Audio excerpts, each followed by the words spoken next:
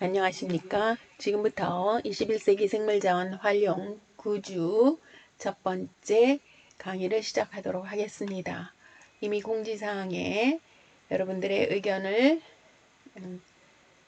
수렴한 결과 리뷰에 여러분들이 앞서 배운 내용을 요약 정리했으면 하는 바람이 있어 두 부분으로 나누어 정리를 해보도록 하겠습니다.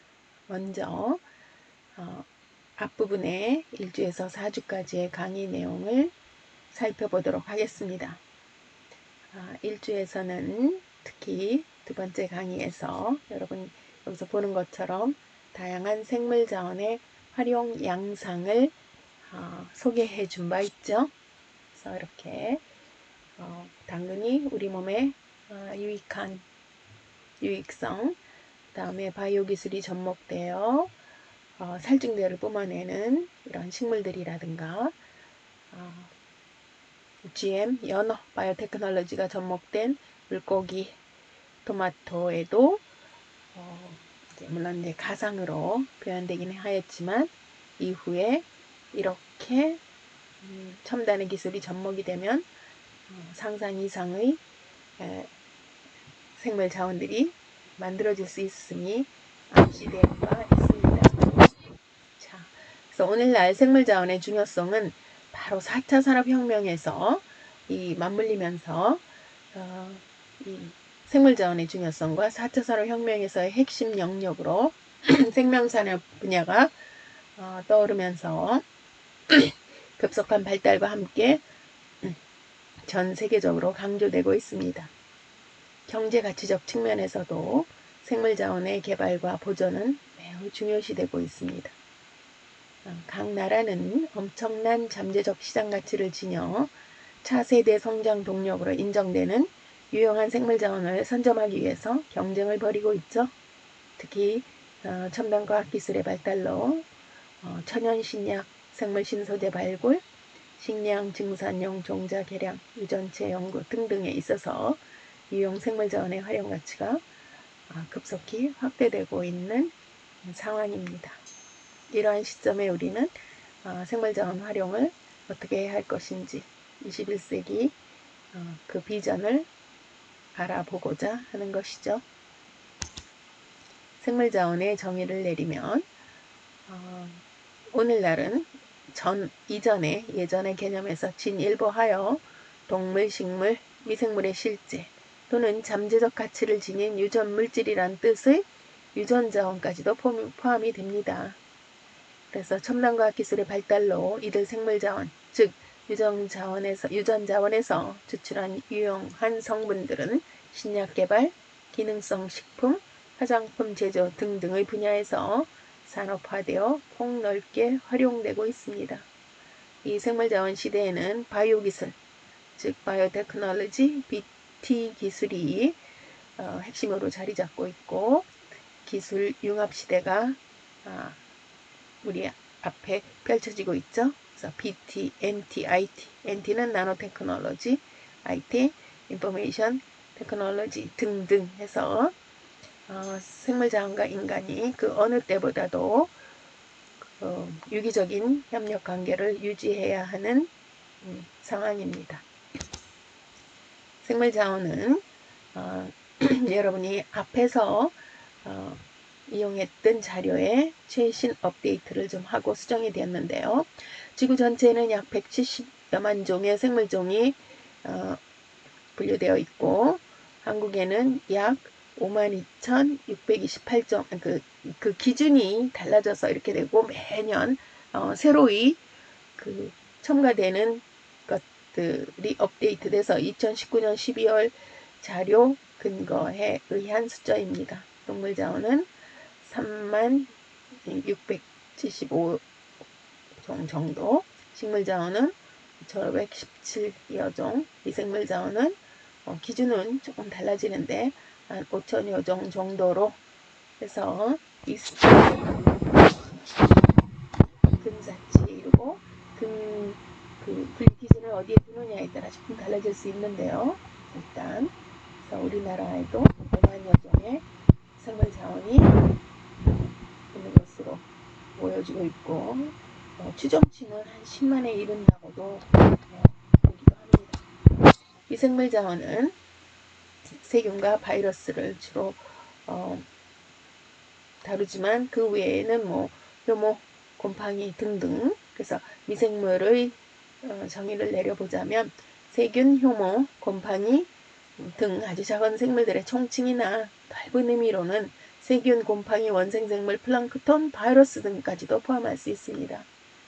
그래서 미생물은 번식력이 뛰어나고 어느 환경에서나 잘 적응하여 지구상의 거의 모든 것에서 발견되지만, 그리고 일반적으로는 현미경적 크기여서 어느 정도에 있을지 정도 추정하기 쉽지 않습니다. 하지만 인간에게 미치는 영향 및 밀접한 관련성을 기준으로 크게 유해미생물, 유익미생물로 구분이 됩니다. 미생물 자원의 역할은 분해자의 기능, 그래서 중요한 역할 중에 하나죠. 그래서 분해자로서 물질 순환, 생태계의 주요 구성원이 됩니다. 이러한 미생물 자원은 산업적으로 활용이 돼서 오랜 동안 인류에게 지대한 영향을 미쳤죠.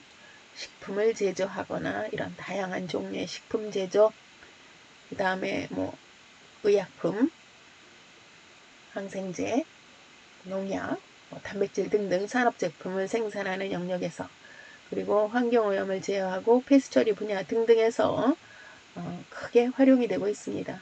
또한 의학 및 생명과학에서도 중요한 연구 재료로 이용되고 질병 치료에서도 그 잠재성은 더욱더 커지고 있습니다. 이러한 미생물은 그 미생물 산업이 오랜 동안 여러 방면에서 인류에게 큰 영향을 미치고 있죠. 그러나 그 시발점이 된 가장 획기적인 사건 중에 하나는 미생물 산업 발전의 효시는 1927년 페니실린의 발견으로 이제 항생제 개발로 들어가기 시작한 것이 되겠죠.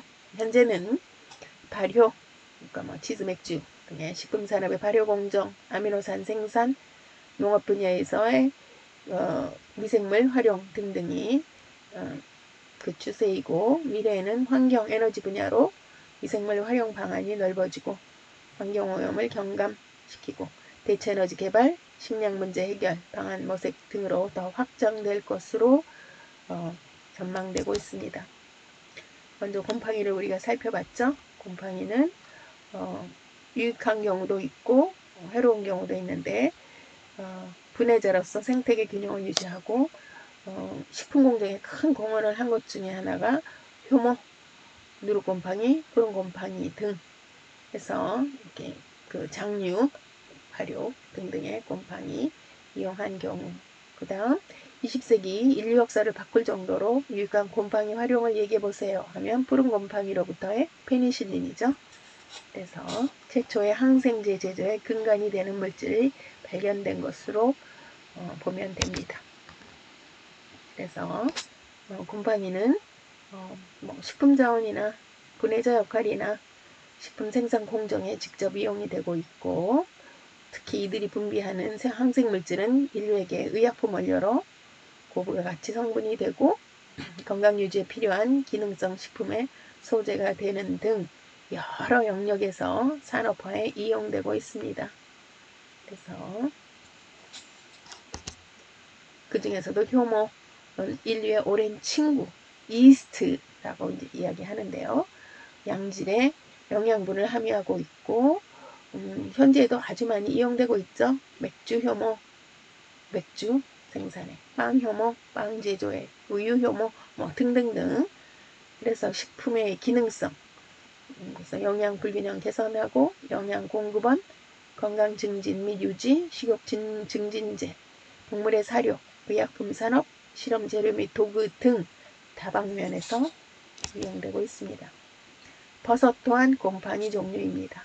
오랜 동안 인류는 버섯을 식용, 약용, 산업적으로 이용해왔죠. 그리고 이들이 갖고 있는 독특한 향기와 맛, 영양적 가치로 인해 널리 식품으로 상용이 되어 있고 우리 주위에 그리고 우리 식탁 위에도 자주 올라오는 대표적인 인기 있는 동서양을 막론하고 알칼리성 건강식품이 되겠습니다. 그 다음 세균, 미생물 자원의 또 다른 대표주자 박테리아는 현미경적 크기죠. 1 내지 10마이크론 정도 미세한 단세포 생물로 지구 환경에 아주 중요한 역할을 합니다. 그래서 다양한 모양으로, 그 다음에 빠른 분열, 빠른 증식 방법으로 이 분열 조건이 최적으로 맞춰주기만 하면 하루 정도에 엄청난 천문학적인 숫자로 늘어나서 10의 21승, 무게를 따진다면 4톤까지도 증식하기 가능하다고 합니다. 바로 세균의 이런 분열 능력을 생명공학 기술, 유전자 제조합 기술 등 바이오테크놀로지에 접목시키면 유형물질의 대량 생산이 가능해집니다. 그리고 이러한 세균은 빠른 물질 대사로 인해 증식 속도도 매우 빨라지죠. 그래서 대량의 물질 변환시키는 능력이 있어 이 세균이 다양하게 이용되기도 하지만 세균은 유익세균과 우리에게 해를 끼치는 유해세균으로 대별합니다. 그리고 인체와 세균은 떼래야 뗄 수 없는 관계에 있죠. 그래서 요즘은 백서 건강을 논하는 요즘의 건강관리에서 이 장내 미생물 이야기는 아주 중요한 주제가 되고 있습니다. 세균은 자연 정화뿐만 아니라 자연계에 있어서 물질 순환을 일으키는 주체가 되는 미생물 자원으로 다양한 생명체가 이를 다시 이용할 수 있게 해서 막대한 이익을 주기도 하고, 최근에는 세균을 이용한 유전자 변형 기술의 발달로 여러 가지 유용한 생리 활성 물질들이 생산되고 있습니다. 그 중에 대표적인 게 인슐린의 대량 생산, 바로 세균을 이용했고요. 성장 호르몬 등 유용한 물질의 생산에도 연관되어 있습니다. 그래서 미생물을 이용한 바이오 기술 활용 사례 및 가능성으론 성장 호르몬, 인슐린 생산, 유전자 치료법 등이 가장 먼저 언급되는 주제이기도 합니다. 또한 발효산업에 쓰이는 미생물의 균주 개량, 대체 에너지 개발, 식량 부족 문제 해결, 또는 수질 개선, 토양의 오염 방지, 토양의 질 개선과 보존 등도 다루어질 수 있죠. 그리고 특히 신기술을 만나서 미생물 산업의 신공정이 개발되고 질병 예방 및 진단 치료까지도 노화 방지 관련 물질의 생산 목적 등을 전 세계적으로 활발히 연구하고 있는 중입니다. 이처럼 미생물의 공업적인 이용은 오랜 동안 진행이 되어 왔는데요. 곰팡이, 이렇게 식품산업, 목말의 당화, 유기산 발효, 페니실린 제조까지도, 효모는 포도주, 맥주, 빵 제조, 세균은 아미노산, 핵산, 유기산 발효, 공정 등. 그리고 언급하였듯이 공업적인 미생물 산업의 효시는 1927년 페니실린 발견, 그 외에는 양조, 유제품, 항생물질, 효소, 비타민, 핵산, 호르몬, 또 미생물 농약, 살충제, 환경오염 제어, 폐수 처리 등등등 많은 영역에서 이용되거나 이용될 수 있고 또 밝은 전망이 기대되고 있습니다.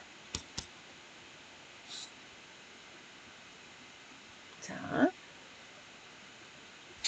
앞에서 언급된 내용들이 신기술이 접목이 되면 새로운 산업으로 고부가 가치의 물질 또는 질병의 예방, 진단, 치료에서 맞춤형 진료까지도 이런 세균이나 미생물을 이용한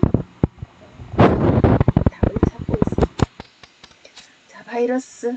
지금 문제가 되고 있는 게 정말 바이러스죠. 전 세계적으로 지금 팬데믹 상태에 이르고 우리가 온라인으로 강의를 진행하게 된 그 계기가 된 것도 지금 바이러스가 출현하여 문제가 되고 있습니다. 1892년 최초로 발견되었고 생물체 내에서만 증식하고 크기는 세균의 100분의 1에서 1000분의 1 정도, 핵산은 핵산 DNA 또는 RNA를 유전물질을 가지고 있고 표면에 단백질 껍질, 또는 단백질 외피라고 얘기하는데 등으로 이루어져 있습니다. 숙주 세포로 동물성을 이용하느냐, 동물을 이용하느냐, 식물을 이용하느냐, 세균을 이용하느냐에 따라 동물성 바이러스, 식물성 바이러스, 세균성 바이러스로 구분합니다. 동물성은 에이즈라든가 사스, 현재 우리가 겪고 있는 코로나, 구제역, 조류독감, 독감, 소아마비, 천연두, 간염 할 거 없이 다양한 바이러스가 요즘 출현하고 있죠. 지카, 메르스 등등등. 식물성인 경우에는 담배익 모자이크병. 세균성 바이러스는 박테리오파지라고 하여 여러분이 지금 여기서 보고 있는 우측 상단에 우주선 형태로 되어 있는 이런 구조가 세균성 박테리오파지, 세균성 바이러스. 그래서 단백질 껍질에 안으로 보면 단백질 막에 이렇게 유전물질과 극소수의 효소 정도만 갖고 있는 작은 병원체가 되겠습니다. 크기를 비교해보면 동물세포, 여기 지금 핵이 있죠? 아주 커다란 동물세포, 식물세포는 이거보다 더 큽니다. 그래서 한 30에서 50 마이크론, 여기서 지금 보고 있는 세균은 1 내지 2 마이크론, 그 안에 바이러스가 이렇게 입자로 보이죠? 이런 바이러스가 이들 세균세포나 동물세포, 식물세포를 숙주세포로 이용하여 번식하고 있습니다. 자, 바이러스는 분리상 가장 낮은 단계로 세균보다도 작죠. 생명체가 세포 밖에서는 생명체가 아닌 무생물로 반드시 살아있는 생명체 내에서만 증식을 하는데 바이러스는 핵산과 단백질로만 이루어져 있는 그리고 생명체가 이들 자체로는 생명체가 될 수 없어서 반드시 숙주를 이용해야만 한다는 것.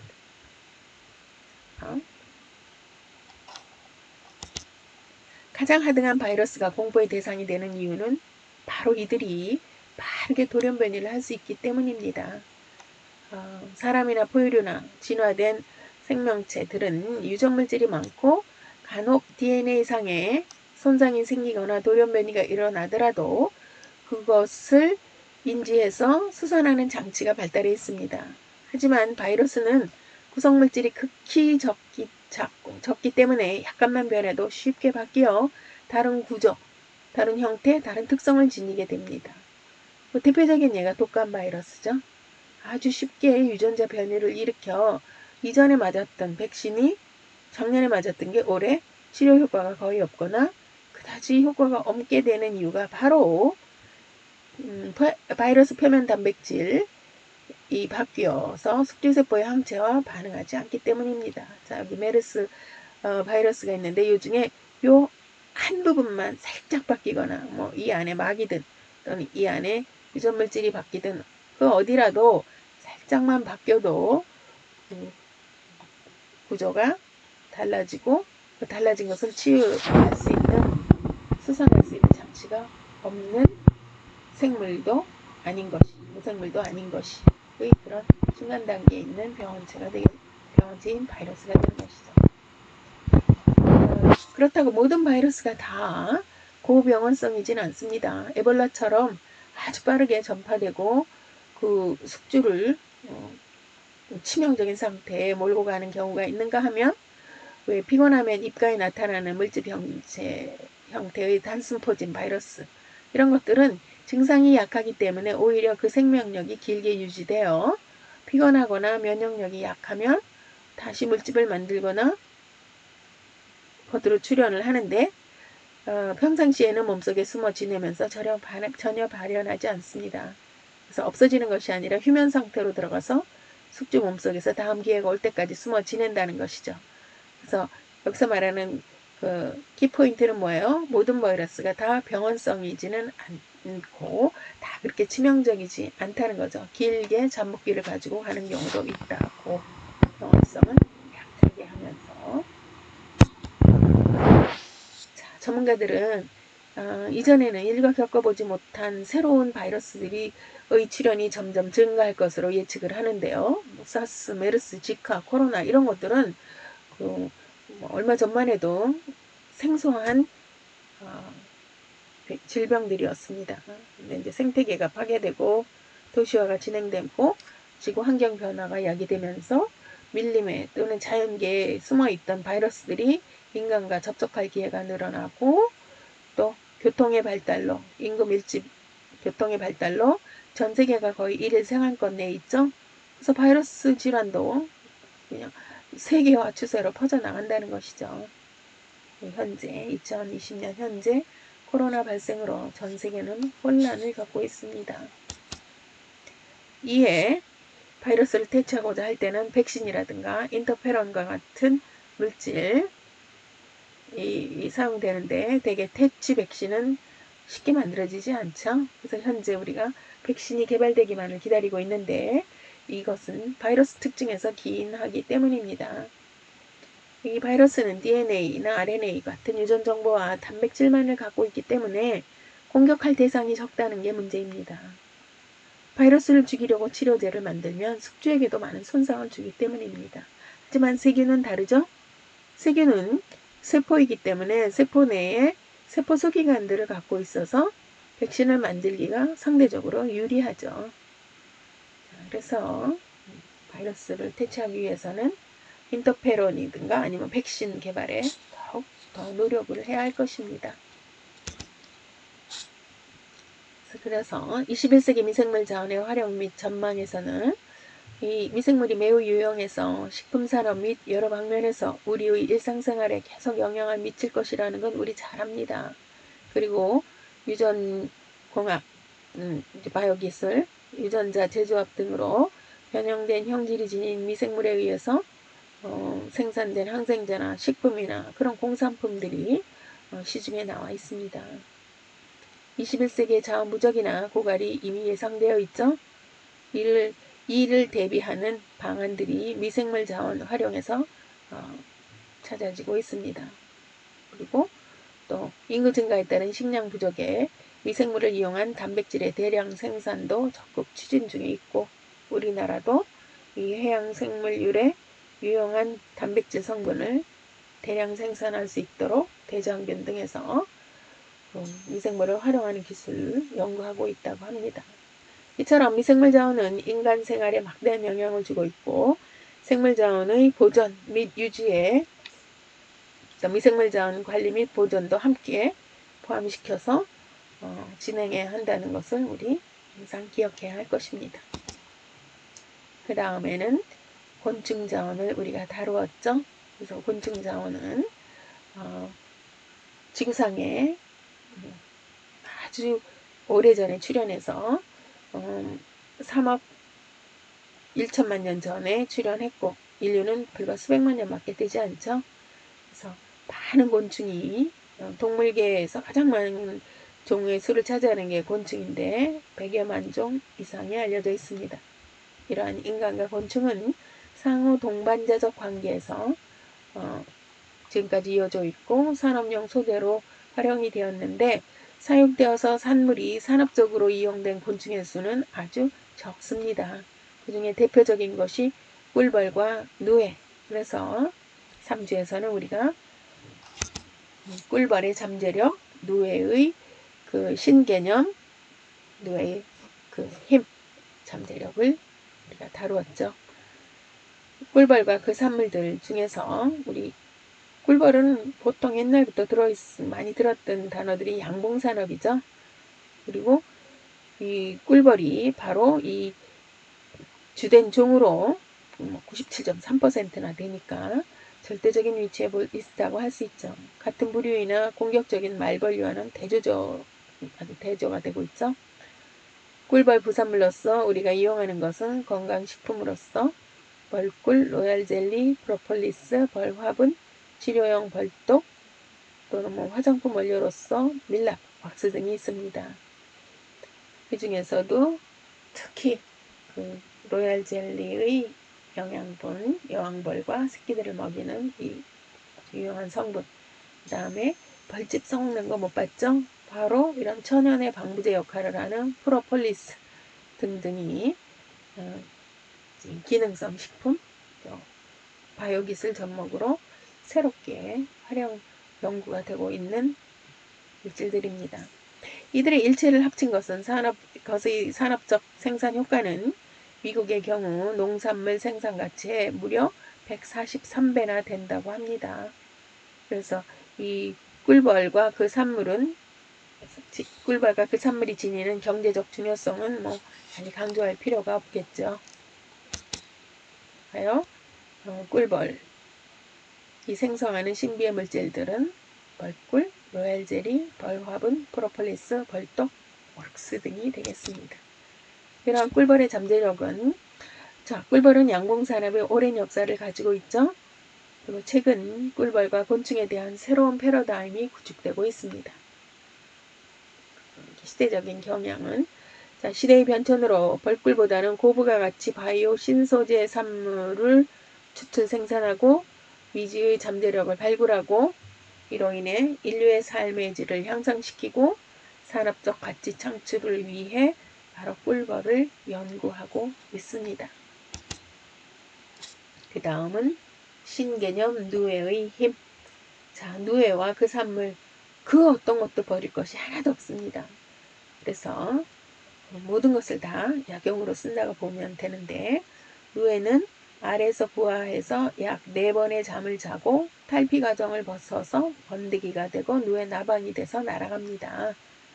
그래서 20일 정도 경과된 오령 말의 누에 4번 잠을 자고 난 누에는 뽕잎을 더 이상 먹지 않습니다. 먹이를 멈추는 먹이인 뽕잎을 먹지 않고 번데기가 되기 한 3일 전후 70시간 정도 되기 전부터 입에서 씨를 토하면서 고치를 짓기 시작합니다. 그래서 번데기가 되는데 이 번데기를 보호하는 고치를 짜게 됩니다.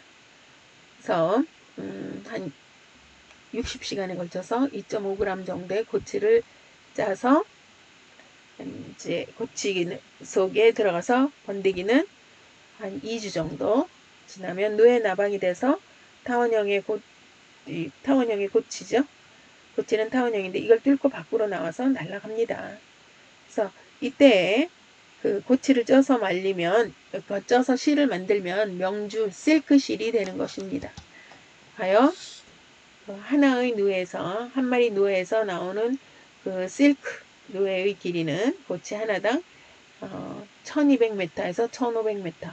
와, 상당히 많은 실이 생산이 되지요. 누에와 그 산물. 그래서 전 세계적으로 사육되고 있고 국내외를 비롯해서 누에 산물을 이용하거나 산업적인 이용은 아주 활발하게 진행되고 있습니다. 최근에는 먹이 개량을 시켜서 진일보하여 뽕잎을 사용하지 않고 누에를 키울 수 있게끔 인공 먹이가 개발되어 휴먼기 알에 약품 처리해서 언제라도 또 부화할 수 있게끔 기능을 바꿔준 것도 있습니다. 항시 부화할 수 있게끔 부화 가능하게 만들고 이렇게 누에를 기르는 기술이 매우 발달해 있습니다. 그리고 누에 산물을 현명하게 이용해서 고부가 가치 신소재, 신산업 창출, 기반 구축의 매개제로 활용되고 있는 중이고 누에고치, 누에실크 분말, 뽕잎, 누에똥, 누에 오줌 등등 모두 약용 재료가 될 수 있습니다. 우리나라도 오래전부터 그 양잠을 하고 있었죠. 뇌고치를 이용해서 인체 부작용이 없는 인공뼈 또는 인공고막, 외과용 실크 수술용 실 개발 등 기능성 식품과 의학용 소재로 우리나라 연구팀도 그 범위를 확대해 나가고 있습니다. 그 중에서도 다시 관심을 받는 대상은 실크 분말 및 뽕잎, 누에똥의 기능성 등등등. 뇌에 관련 일체의 것들은 기능성을 가지고 있고 특히 누에똥 같은 경우에는 기능성 물질인 폴피린을 다양화하고 있는데 이것은 암 치료제로 이용될 가능성을 가지고 있습니다. 그래서 예전에는 실크 옷을 만든다는 개념이었지만 오늘날에는 입고 먹고 바르고 마시고 실크 건강법 및 활용도가 관심의 대상이 되고 있습니다. 자, 신개념 누에의 힘. 자, 누에를 또는 곤충을 한 마리 한 마리 몸체를 공장으로 보는 개념입니다. 그래서 누에와 곤충을 이용한 생체 공장화. 누에나 곤충이 가지고 있는 신개념의 잠재력은 이들의 몸을 유용물질을 생산하는 생체 공장으로 이용한다는 것이죠. 그래서 여기에 그 유전자, 변형 또는 유전자를 유용한 유용물질 생산 유전자를 삽입시켜 주어서 실크를 대체하는 거부가 같이 인터페론과 같은 물질을 생산할 수 있게끔 하는 등 이런 연구들이 진행되고 있겠죠. 이런 것들이 생명공학이겠죠, 결국. 그래서 향후 21세기 최첨단 기술로 무장한 생명공학 분야에서 누에와 곤충은 원하는 새로운 형질의 유전자라든가 값비싼 신소재 물질을 제공해주고 필요한 유용물질은 값싸게 생산하는 도구나 자원으로 각광을 받을 것이라 전망하고 있습니다. 자, 예전에는 곤충에 그닥 관심이 쏠리지 않았습니다. 오늘날에는 그 잠재력이 밝혀지면서 중요한 생물자원으로 주목받기 시작했고 4차 산업혁명과 함께 자원 고갈이나 환경오염 등 인류가 직면하고 있는 지구상의 문제들을 풀어나갈 수 있는 대안 중의 일부로 떠올린 것이 21세기 미래산업의 블루오션으로 곤충산업이 급부상한 상태입니다. 자, 그래서 이들을 다양한 산업 분야에서 응용 접목할 수 있는 자원으로 우리 앞에 다가와 있고 우리는 그거를 잘 활용해야 할 것입니다. 그 시장 규모는 어마어마하죠. 이미 2020년에 약 5,360여억 원으로 확대된다고 방침이 나왔었는데 요즘은 국가적인 차원에서 집중적으로 지원하는 추세, 연구개발도 활성화되어 있고 산업화 대상으로 이들 곤충을 취급하여 소중한 생물자원이 될 수 있게끔 하고 있습니다. 자, 전문가들은 다음과 같이 그 다양한 곤충자원의 상업화 또는 상용화와 관련된 발전 계획에 이러한 의견들을 제시하고 있습니다. 먼저 곤충세포를 배양하여 유형물질을 생산하는 쪽. 그 다음은 매개곤충을 통해서 인체의 감염성 질병을 연구하는 것. 다음 곤충의 특성을 모방한 생물 신소재 또는 산업공학적으로 이용하는 경우 드론이든 다양하게 인공거미줄, 초감도 센서, 나노 접착체 등 곤충 로봇 등등등 이런 것들이 곤충 특성을 모방한 생물 신소재를 산업공학적으로 이용하자는 것이죠. 다음은 생명공학적으로 이용하는 등 이들이 가지고 있는 잠재력은 그야말로 무궁무진하다고 할 수 있습니다. 그래서 곤충의 용도는 21세기 곤충 산업의 규모는 계속 확대될 것으로 전망하고 있고 다양한 역할을 수행을 하고 또 최근에는 특히 식용이나 약용곤충 자원으로서의 활용 방안에 큰 관심을 받으며 미래형 성장 산업 분야가 바로 곤충 산업이라고 이야기되고 있는 중입니다. 그래서 실제 인류는 오래전부터 동물성 단백질 공급원으로 곤충을 식용해 왔습니다. 그 종류도 상당히 많은 편, 1000여 종 이상으로. 우리도 번데기, 누에가 이제 고추를 들고 번데기가 그 안에서 할 때 그 번데기 고단백으로 식용하거나 약용으로 쓰이고 있지 않습니까? 자, 그래서 근래 식용곤충들을 미래의 단백질원, 기호식품용, 애완동물 사료용으로 개발하려고 적극 추진 중에 있습니다.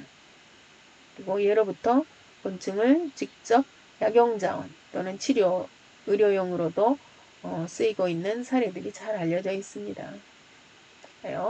곤충자원은 전망이 밝은 생물자원으로 우리나라를 비롯한 세계 여러 나라는 많은 노력을 하며 미래의 자원으로 준비해 가고 있는 중입니다.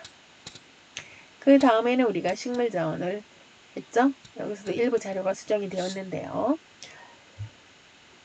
자, 세계의 식물 자원은 이렇게 활용하는 자원으로 활용하는 종류는 약 만여 종, 8,300종 이상으로 만여 종에 이르는 식물 종들이 자원화돼서 쓰이는데 우리나라의 특산 식물은 400여 종이 되고 우리나라 특산식물이 산업화된 예는 이미 은행잎에서 은행나무 잎 추출 성분으로 혈액순환 개선제가 약재로 개발된 경우, 또 헤파가드 같은 여우구슬 식물에서 추출된 비형 간염 치료제 등등등 적극적인 산업화가 모색되고 있습니다.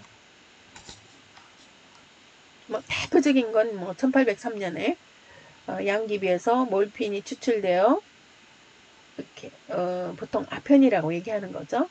그래서 몰핀, 코데인, 파파베린 등등 유용한 알카로이드가 파이토케미칼인 알카로이드가 추출되어 강력한 진통제로 그동안 사용되어 현재도 사용되고 있고 약이 개발되어 있는 상태입니다.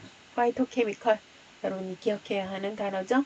파이토케미칼이란 식물이 초식이든 동물이든 초식곤충이든 미생물이든 외부 공격으로부터 자신을 지키려고 만들어내는 천연물질로 미미한 인체작용에서부터 강력한 생리활성을 유발하는 성분에 이르기까지 많은 종류가 만들어집니다. 이 물질은 식물은 부위에 따라 다른 종류의 물질을 만들거나 함유하고 있을 수 있는데요. 식물에서 유래한 파이토케미칼 성분, 예를 들어서 알칼로이드, 해당체, 식물 색소, 사포닌 등등등등 성분이 약용식물에서 매우 중요한 기준이 됩니다. 그리고 식물종에 따라 각각 합성되는 성분, 생성 부위, 작용 기작 등은 매우 다릅니다. 그리고 다양한 파이토케미컬이 여러 질병 예방에 도움을 주는 경우가 많아서 실제로 이들이 활용이 되고 있죠. 그래서 색깔이 짙은 과일, 껍질째 과일을 먹으라고 하는 이유는 채소 등도 마찬가지로 그 식물들이 만들어서 가지고 있는 파이토케미컬, 즉 베타카로틴, 안토시아닌, 카페인, 카테킨, 캡사이신 등등등 이런 것들이 모두 파이토케미컬입니다. 이런 것들이 보통 항산화 물질로 작용을 합니다. 그래서 항산화 물질은 해로운 활성산소를 제거할 수 있고 세포 손상을 방지할 수도 있고 등등의 유익한 물질이 되겠습니다. 인체에 강력한 생리활성을 부르는 성분들도 많죠. 예를 들어서 몰핀, 진통, 니코틴, 그래서 담배의 니코틴, 이거 신경계를 또는 폐 등에 안 좋게 하죠. 우르시올, 온나무 우르시올 성분 강력하게 옷 오른다고 하는 등등등. 그래서 이를 이용해서 신약 개발에서 천연의 원료 물질로 사용되기도 합니다. 파이토케미컬에서 유래한 약재 중 양귀비, 몰핀 잘 알고 있죠. 대마초의 THC, 코카나무의 코카인 등등등 외에도 일상생활 속에서 우리에게 잘 알려진 것들이 있죠. 버드나무 껍질에서 아스피린, 통증 있을 때 아스피린 먹죠. 요즘은 심혈관계 질환이라든가 등등 다른 용도로도 많이 쓰이는데, 그 다음에 기나나무 껍질에 기나피라고 해서 여기서 말라리아의 특효약인 기니네가 만들어지고, 여러분이 지금 보고 있는 이 디기탈리스 잎에서는 강심제, 그러니까 심장 근육을 자극할 수 있는 거죠. 디기탈리스 성분이 추출되어 만들어지고 약이 만들어지고, 퍼시픽 태평양 미국 그 주먹나무에서는 텍솔이라고 하는 항암제가 개발돼서 여러 암 치료에 활용되고 있습니다. 그래서 텍솔과 같은 경우는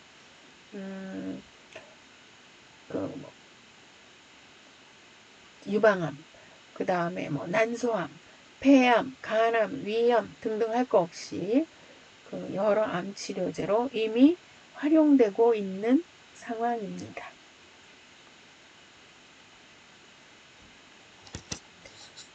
자, 이러한 파이토케미컬은 식물의 잎이나 뿌리 등에서 만들어내는 화학물질로 식물이 초식동물이나 곤충 등으로부터 공격을 받으면 다량의 화학물질을 생성하고 분비해서 자신을 보호합니다.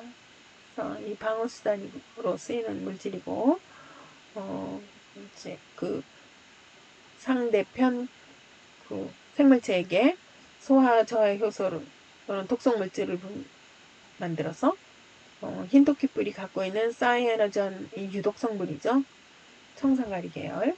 쐐기풀에 쏘는 털 속에 독성 물질. 그래서 쏘이면 막 가렵고 빨갛게 부어오르고 심하면 염증이 생기기도 하고 독당근, 맹독성 포니인 성분, 투구꽃의 사약 성분, 온나무의 오르시올. 그래서 이런 성분들은 인체를 치명적인 상태까지도 내몰 수 있는 강력한 파이토케미컬이 되겠습니다. 그래서 이를 잘 이용을 해서 의약품을 만들죠. 잎에서 이제 많은 경우에 잎에서 독성물질이 함유되어 있는데 소량 투여 시에 유용한 약이 될 수 있습니다. 그래서 앞에서 이야기했던 이렇게 그 투구꽃은 아코니틴 사약의 성분이죠. 이 약을 먹으면 인체는 그 죽음에 이르는데 이러한 성분들이 이 식물에 포함이 되어 있다는 얘기예요. 자, 디기톡신 같은 경우 강심 이뇨제 의약품이 만들어지고 히오시아민 동말풀에서 추출돼서 진정제가 개발. 아트로핀 경련 완화제 벨라돈나에서 추출.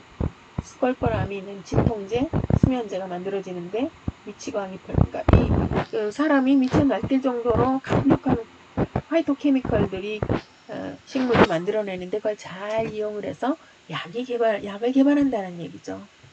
로벨리아 식물에서 금연약, 대마초에서 THC에서 마취성 물질이 나오죠. 위험한 마취제는 코카 식물의 잎에서 코케인이 추출되고 니코틴은 심혈관계에 문제를 야기하죠. 담배 많이 피우면 폐에 문제가 생기는 등. 알로닌은 알로에의 잎에서 추출하는 것으로 화상의 치료제가 되겠습니다. 그래서 이 아트로핀은 바로 벨라돈나, 미치광이 잎하고 같은 계열인데 여기서 이런 강력한 약제가 개발이 되고 마리화나 지금 중간에 그린 마리화나죠. 여기서 THC 마취성 물질. 알로에는 실제로 화상 치료에 치유 능력이 있습니다. 약용식물은 그래서 날로 그 중요성이 강조되고 있죠. 인류의 건강 유지에 질병 치료에 치료한 식물들, 수많은 식물들 가운데에서 식용으로 사용되는 게 2,500여 종, 그 중에서 상업적으로 이용되는 건 150여 종, 의학, 전 세계적으로 전통의학을 포함하여 한 1만여 종이 추정되고 있고 우리나라에서는 200여 종, 전 세계적으로는 300여 종이 약용식물이라고 구분되고 있습니다. 식물은 노다지라고 생각되죠. 그래서 현재는 우리가 알고 있는 식물은 5 내지 10%만 조사된 것이고 나머지는 미지의 상태로 남아 있어서 전 세계 사용 처방약이 실제로는 한 25% 정도가 천연의 식물성 물질에서 유래된 것이라고 합니다. 그래서 이 식물이 갖고 있는 성분들을 잘 활용해서 약제를 개발하려고 하는 것이 그 이유는 식물이 갖고 있는 활성물질, 바로 이 활성물질이 약효를 가지고 있는 성분이고 이 성분을 가지고 사람이나 동물에게 특별한 생리작용이 있는 활성물질이기 때문에 약이 개발될 수 있는 것들인데 알카로이드로는 몰핀, 니코틴, THC, 코데인, 그 다음에 배당체, 사포닌, 식물색소, 녹색의 엽록소, 카로티노이드 계통하면 주황색, 안토시아닌, 핑크, 보랏빛 등등등. 그 다음에 에센셜 오일, 정류, 자스민, 라벤더, 멘톨 등등 장미향도 있고 레모닌 향도 있고 뭐 등등등, 그 다음 테르핀, 스테로이드 등등 이런 것들이 식물이 갖고 있는 활성 물질로 약효 성분이 되겠습니다. 인삼은 뭐 그 신비한 효능을 지녔고 우리나라를 대표할 수 있는 식물 중에 하나죠. 식품으로도 인정이 되는데 수분이 많아요. 인삼 그 자체는. 그래서 장기간 저장할 수 없어서 수증기로 쪄서 말린 홍삼으로 가공을 하죠. 그래서 홍삼은 4년생 이상의 뿌리를 홍삼화하고 산화 효소가 파괴되어 장기 보관이 가능해지죠. 그리고 껍질 부분에 특히 유용한 성분이 많아서 홍삼이 더 유익한 것은 우리가 잘 알고 있습니다. 그리고 이렇게 그 홍삼으로 하면 껍질 부위에 가장 유용한 성분이 많은데 그대로 포함되어 있고 노화 억제 효과가 향상이 되고 암세포 증식을 억제하는 그런 성분들이 포함이 되어 있습니다. 그래서 진세노이드나 파낙시트리올 등등의 새로운 활성 성분도 생성된다고 하니 인삼의 약효는 주로 사포닌에 들어있습니다. 그래서 약용 성분인 진세노이드가 약 30여 종류가 있고 사포닌 성분도 일부 포함되어 있는데 이런 사포닌은 표피 부근에 다량 포함되어 있어서 껍질을 벗긴 백삼보다는 홍삼이 더 효과적인 것. 그리고 다른 나라에 비해서 우리나라의 고려인삼이 그 사포닌 양질의 사포닌 양이 더 많다는 것. 이러한 사포닌은 다량으로 사용하면 독성이 있기도 하지만 인삼 사포닌은 독성이 거의 없고 장기간 사용해도 부작용이 거의 없다고 합니다. 그리고 재배기간에 따라 사포닌 함량이 다른데 6년근에서 가장 균형이 있어서 약효가 높다는 평가를 받습니다. 단일 교역품으론 아주 고소득 작물이 되겠죠. 그래서 의약품과 건강식품의 상징이고 한국을 대표하는 세계적인 건강식품으로 인삼이 알려져 있습니다. 그리고 뿌리삼은 식품, 의약품, 캡슐, 인삼분, 액즙, 음료, 다양한 기능성 식품 및 기능성 화장품의 원료로 이용되어 고부가 가치 경제적 창출에 이바지하고 있습니다. 그래서 한국의 대표적 특산품으로 단일 품목으론 그러니까 의약품과 건강식품의 상징이 되고 있고 단일 품목으론 으뜸이 되는 1조 원대는 이미 훨씬 뛰어넘었는데요. 그 다음에 수출도 1억 달러 이상. 그러면 이것도 굉장하죠. 국내 인삼 시장의 규모가 1조 원대를 이미 넘어선 거고요. 2015년 얘기니까 지금은 더 높아졌겠죠. 그 다음에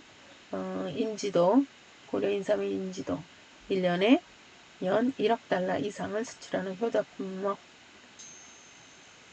자, 그리고 앞으로도 건강에 대한 관심이 증가하고 있고 질병 예방의 중요성을 인식하고 그 인식이 높아짐에 따라 이런 유용한 약용식물에 특히 인삼의 수요가 계속 증가할 것으로 보고 있습니다.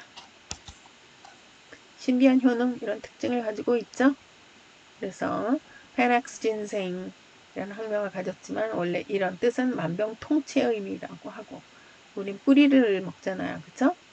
차양을 채워놓고 하니까 반음지성 숙분초 옛날부터 뛰어난 영험한 기능이 있다 하여 신초, 영초, 불로초로도 이름이 붙여지는 자, 아로마 테라피 또 이것도 식물자원에선 또 떼놓을 수 없죠.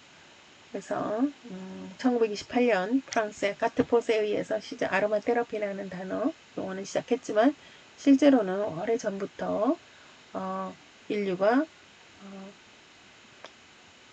실행해왔던 식물로부터 시작한 식물 고유의 향기를 이용한 심신치료라고 보면 되겠습니다. 독특한 향기는 에센셜 오일에 의한 것, 오렌지, 휘발성 높은 껍질, 그 방향성 에센셜 오일이 들어있고, 라벤더 꽃에서의 냄새, 민트 잎, 바카 향이죠, 멘톨, 인삼 뿌리, 바닐라 열매 껍질, 이런 향료 등은 식물의 여러 부위에서 독특한 향유로 지니고 그 식물을 대표하는 성분들이 있습니다. 아로마 테라피 하면 허브를 또 빼놓을 수 없죠. 그래서 허브가 특히 이센셜 오일을 가지고 있어서 직접 체내의 화학적 작용에 관여하는 생화학적 성분을 가지고 있습니다. 아로마 테라피에서는 그것을 잘 이용하는 것이죠. 특정 기관이나 시스템에 순차적으로 작용하는 것으로 생각이 되는 이센셜 오일 향료들을 가지고 있고, 인체의 여러 측면으로 양리적, 생리적, 정신적, 심리적으로 작용을 한다고 하고 있습니다. 그래서 이센셜 오일은 대부분 농도가 진하고 식물에 있어서는 없어서는 안 될 물질로 식물 호르몬, 식물 혈액, 식물 에센스로 빗대어지며 식물 제일 다양한 부분에서 식물종에 따라 포함되어 있습니다. 아로마 테라피와 허브는 아주 유용한 자원으로 서로 밀접한 관계를 가지고 있죠. 동일시하는 사람도 있고, 허브 식물 부위에 따른 영양물질은 다양한 것들이 이렇게 포함이 되어 있습니다. 그래서 꽃, 잎, 뿌리, 줄기, 열매, 종자 할 거 없이 우리들이 평소에 잘 알고 있는 물질들이 다양하게 들어가 있죠. 그래서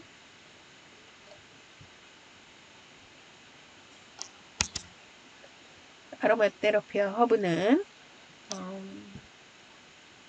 심리적으로 신경 안정, 정신 집중 향상 등에도 유익한 효과를 가져다 줍니다. 자신감도 갖다 주고 때에 따라서는 순간적인 에너지를 발산하기도 하고, 이러한 방향성 성분은 기분상으로 끝나지 않고 후각신경, 뇌에 전달, 신체적으로 영향을 미칠 수 있는 그런 경로가 있습니다. 그래서 단순히 향기를 맡는 향기로 그치지 않습니다. 그리고 병원체에 내성이 있어서 몸에 직접 작용하기도 하여 많은 허브는 항세균성, 항바이러스성 특성이 있어서 사용하면 그 효과를 볼 수 있습니다. 직간접적으로 인체 기능 향상에 도움을 줄 수 있는 것이 아로마 테라피 또는 허브 또는 이센셜 오일이 되겠습니다.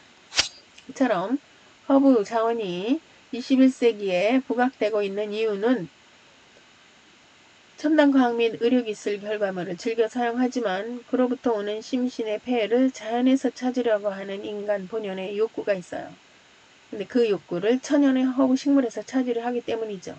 이유는 바쁜 일상으로 산이나 강으로 자연으로 자주 나가지 못한다면 쉽게 접할 수 있고 그렇게 비싼 비용을 치르지 않아도 되는 대상이 바로 허브 식물이나 허브 제품이 될 수 있기 때문이다. 이런 말이죠. 허브 식물은 세계적으로 그리고 우리 사회에서도 크게 사랑을 받으면서 유행하고 있습니다. 널리 판매되고 있고 일부 치료 목적으로 사용되기도 합니다. 그래서 아로마 테라피와 허브는 아로마 테라피에서 향기 제품을 빼놓고선 발전 방안이나 산업화를 이야기할 수 없다고 얘기하는데 그 시장 규모도 어마어마하죠. 매년 10% 이상 성장하고 있는 그런 분야가 되겠습니다.